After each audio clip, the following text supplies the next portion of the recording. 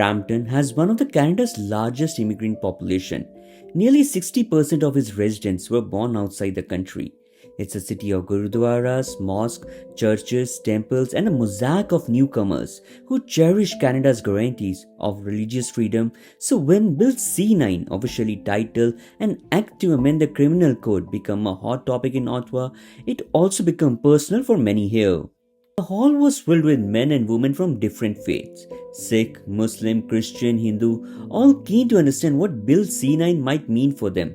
On stage, a panel of Conservative Member of Parliament led the discussion. Andrew Lawton, the MP who organized the event, was joined by colleagues. Their message Bill C-9 could pose a threat to religious expression and free speech if not carefully scrutinized. Bill C-9, also known as Combating Hate Act, seeks to strengthen Canada's hate crime law. The bill introduces new offences, for example, targeting anyone who intentionally intimidates or blocks people from entering places of worship or cultural centres. It would also ban the public display of hate symbols like swastikas or terrorist emblems. Importantly, Bill C-9 would add a legal definition of hatred to clarify that it means extreme verification and does not mean disdain or dislike aligned with who could define hate. Canada is a country that people from around the world come to because they love what Canada is and they love the freedoms that Canada has. And people that have come from countries that don't have strong protections for freedom of expression appreciate what Canada offers. And we're trying to make sure we protect that so that people that have come who have different beliefs, who have different families and different faiths are all allowed to participate in freedom of expression and religious freedom. While talking with community people, one controversial change has alarmed faith communities. The bill, as amended, would remove an existing clause in Canada's criminal code that protects good faith expression of religious belief from hate speech charges. Right now, if someone quotes a sacred text or shares a sincere religious opinion that might be deemed offensive, the law, Section 319(3) subclause B, provided defense, essentially saying religious speech, if sincere and non-violent, isn't meant to be criminal.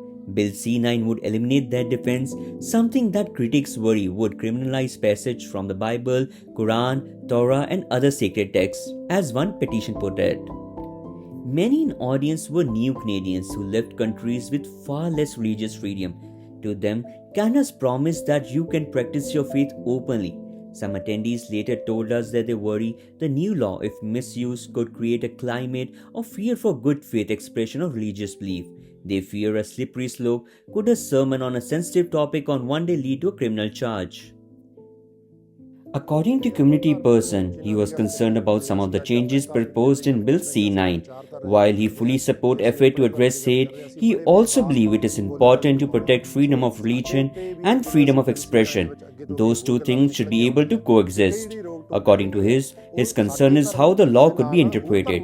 Without clear safeguard, there is a risk that sincere religious teachings or discussion could be misunderstood or challenged as hate speech, even when there is no intent to harm. This Brampton town hall is just one example how newcomers and immigrant faith communities are finding their voice on Bill C-9. The issue at stake, safety from hate from one hand, freedom of religion and speech on the other, resonate deeply in communities built by immigrants. Canada's strengths lie in diversity that was evident in the room, different religions unified in concern. For Canadian immigrant, this is Tarun Paul Singh.